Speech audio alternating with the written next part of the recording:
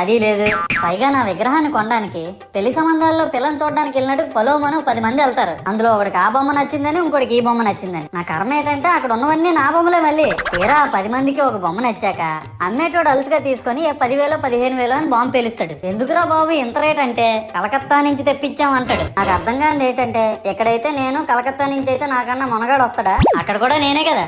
ఇలా నన్ను బజార్లో పెట్టి బేరం ఆడి నా మొహానికి ముసుగేసి వ్యాన్ ఎక్కిస్తారు. ఆ వ్యాన్ డ్రైవర్ గాడు నేనున్నానని కూడా చూడకుండా ఏదో ఆలోచించుకుంటా డ్రైవ్ చేస్తా గతకల్లో గబ్బి గుబ్బి అని తెంచేసి నా కాల్లో చెయ్యి ఎరగొట్టేస్తాడు. ఈ విషయం చందాలు ఇచ్చిన చిన్నోళ్ళకి తెలిస్తే మళ్ళీ ఇరిగిపోయిన బొమ్మ పెట్టకూడదని ఏ బొమ్మ రాసి కవర్ చేసేస్తారు. సరేలే జరిగిందేదో జరిగింది, నా భక్తులే కదా, కూల్ బ్రో అని చిల్లయ్యే లోపు నన్ను పందిర్లో పెట్టి ముసుగు తీసి నాకన్నా పొడుగుండే సౌండ్ బాక్సులు 2 నా చెవులు పక్కన పెట్టి డీజే గణేష్ బ్రో అని చెప్పి నా పాటలను కూనీ చేస్తారు. సరేలే పిల్లలు కదా, ఇప్పుడు కాకపోతే ఎప్పుడు ఎంజాయ్ చేస్తారు, కాసేపట్లో పూజ స్టార్ట్ చేస్తారని వెయిట్ చేస్తా ఉంటే ఆ 5 రూపాయల వ్రతకల్పన బుక్ చూస్తే